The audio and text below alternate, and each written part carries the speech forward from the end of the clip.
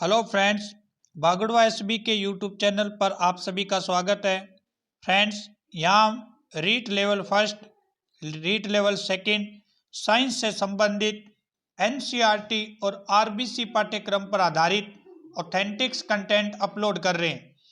इसके अलावा ये जो हमारा वीडियो है वो आर्मी, एसएससी, 10+2 पुलिस, वीडियो, पटवार, आरएस से संबंधित महत्वपूर्ण इफेक्ट हम शेयर करेंगे, क्योंकि ये साइंस जो है वो लगभग सभी एग्जामों में पूछी जाती है। रीट के लिए तो ये रामबाण साबित होगा। फ्रेंड्स, हम अपने टॉपिक का आगाज करते हैं, क्योंकि मैं हूं आपका दोस्त बागड़वा सर लेक्चरर।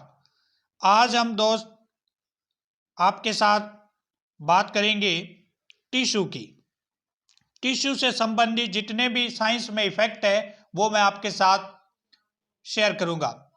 टिश्यू को हिंदी में बोलते हैं फ्रेंड्स ऊतक।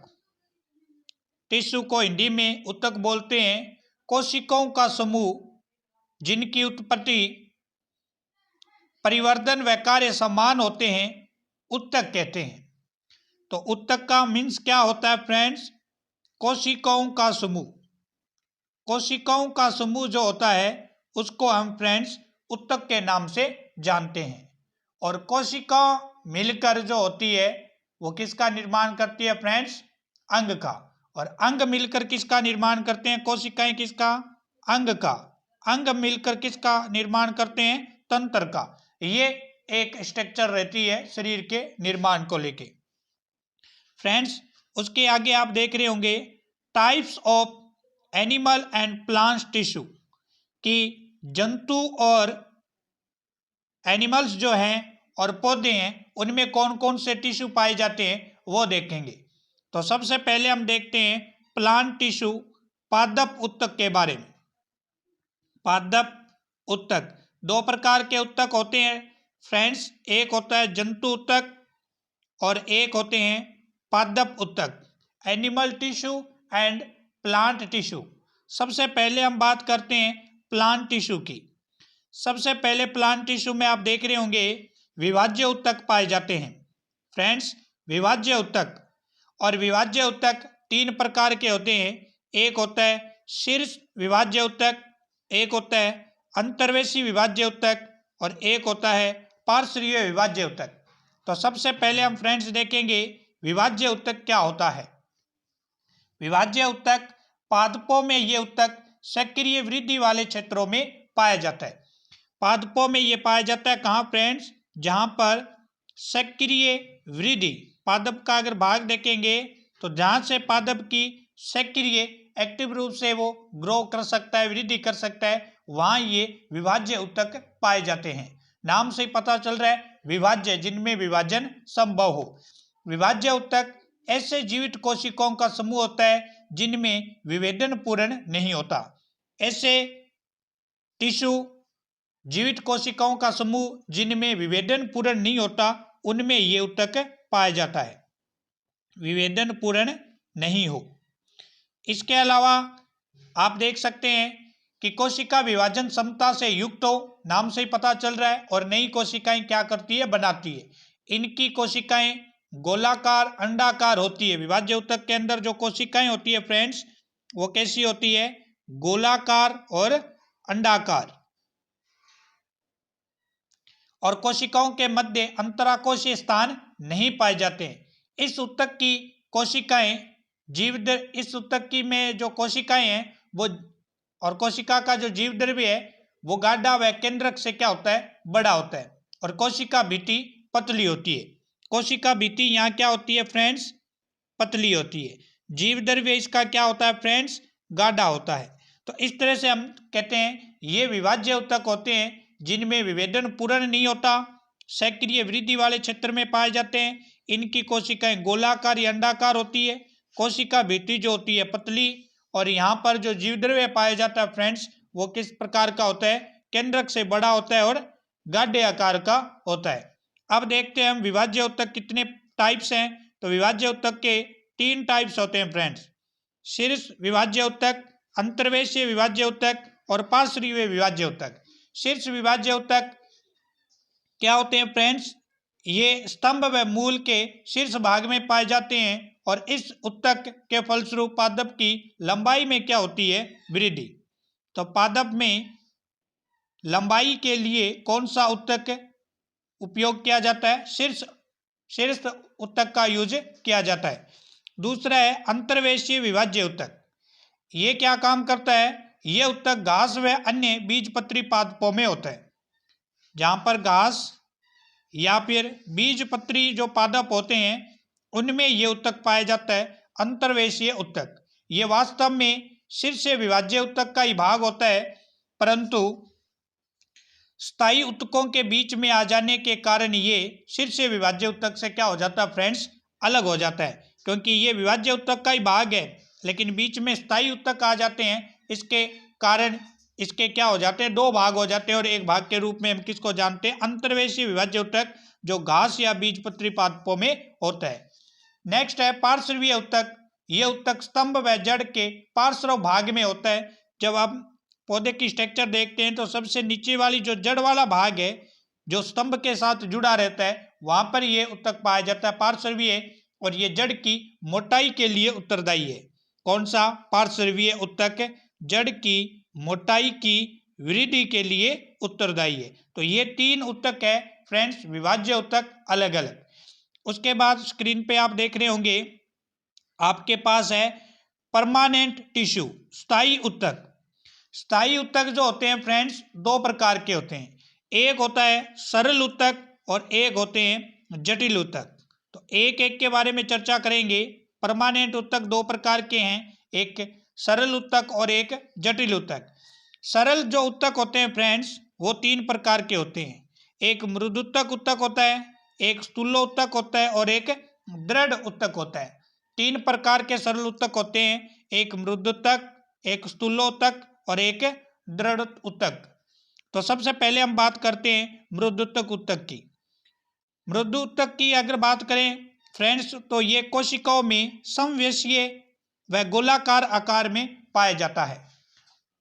जो मृदुतक होता है फ्रेंड्स वो किस आकार में पाए जाते हैं? तो ये कोशिका के समव्यासीय व गोलाकार आकार में पाए जाते हैं। इसके अलावा इनकी कोशिकाओं के मध्य अंतरकोशीय स्थान पाए जाते हैं। किसमें? मृदुतक के अंदर अंतरकोशीय स्थान पाए जाते हैं। और कोशिका भित्ति यहाँ की पतली होती है और सेलुलोज की बनी होती है।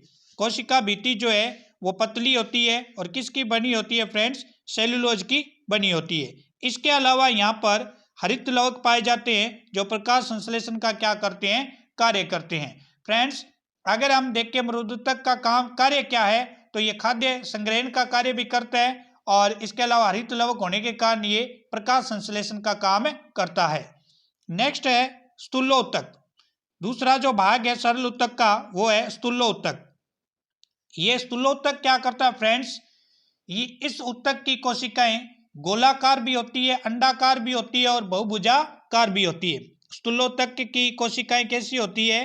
तो गोलाकार भी होती है, अंडाकार भी होती है और बहुभुजा आकार की भी होती है। इसके अलावा ये जो कोशिका भित्ति में इसकी जो कोशिका भित्ति है फ्रेंड्स वो अधिक मोटाई की होती है और इसके अलावा इसमें सेलुलोज व पेक्टिन का जमाव होता है। तो फ्रेंड्स एसएससी में क्वेश्चन एक बार रिपीट हो चुका है कि कोशिका जो स्थूलोत्तक की कोशिका भित्ति होती है वो अधिक मोटाई की होती है। इसका कारण क्या है?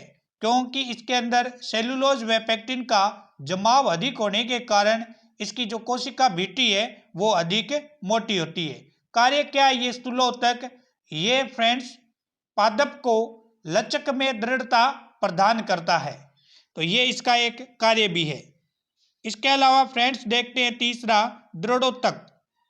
दृढ़ोत्तक की अगर बात करें तो ये दृढ़ोत्तक जो है नाम से पता चल रहा है इस उत्तक की कोशिकाएं प्राय लंबी संकरी नुकीले सिरों वाली होती है और कोशिका भित्ति पर लिग्निन का अधिक जमाव होने के कारण ये कोशिकाएं भित्ति समान मोटाई की काफी मोटी हो जाती है। यहाँ पर कोशिका भित्ति पर लिग्निन की मात्रा अधिक होने के कारण ये कोशिकाएं समान मोटाई से भी क्या हो जाती है?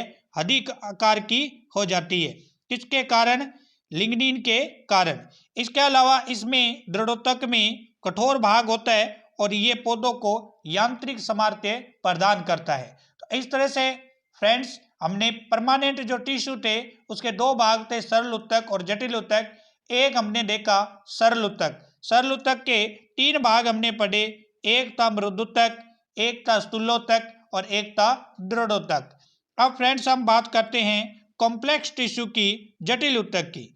जटिल उत्तक जो होते हैं फ्रेंड्स दो प्रकार के होते हैं। कॉम्प्लेक्स टिश्यू है दो प्रकार के हैं, एक का नाम होता है जाइलम और एक का नाम होता है फ्लोएम।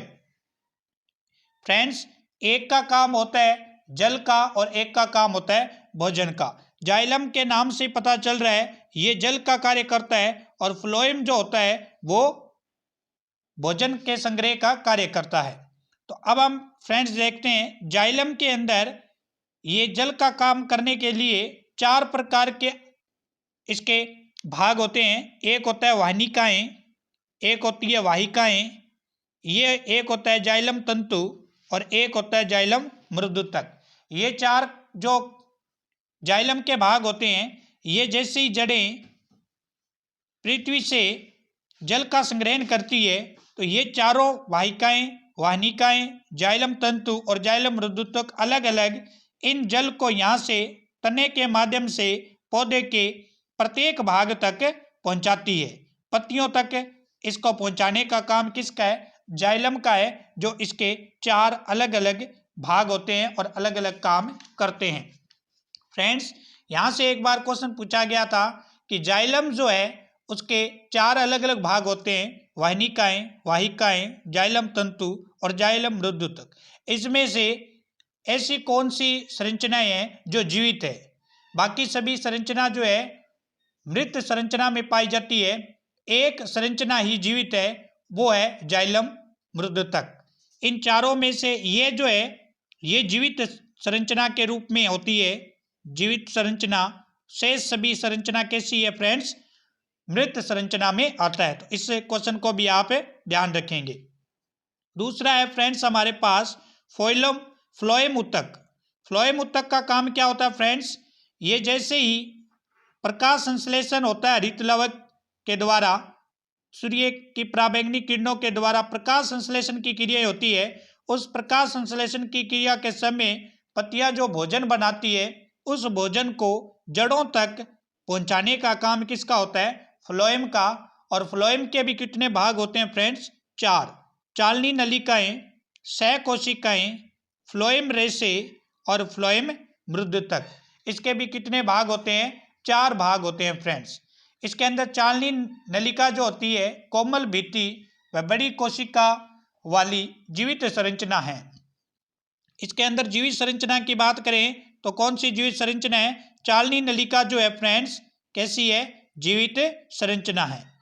और पीछे हमने नेक्स्ट वीडियो, इससे पहले वाले वीडियो में देखा था कि आरबीसी और पादप की जो चालनी नलिका है इसमें केंद्रक भी फ्रेंड्स नहीं पाया जाता है। तो इस तरह से फ्रेंड्स हमने सिंपल टिश्यू के बारे में बात की, दो प्रकार के अलग अलग सरल और जटिल परमानेंट टिश्यू की। कल फ्रेंड्स हम पढ़ेंगे जंतु उत्तक। जंतुओं में कौन कौन से उत्तक पाए जाते हैं। तो चैनल पर अगर पहली बार हैं तो इसे लाइक करें, सब्सक्राइब करें और अन्य फ्रेंड्स के साथ शेयर करें। सब्सक्राइब जरूर करें और लाइक भी करें फ्रेंड्स और शेयर भी करें। कल मिलते हैं एक नए टॉपिक के साथ, जो हमारा टॉपिक रहेगा एनिमल टिश्यू। चैनल पर बने रहें। थैंक यू दोस्तों।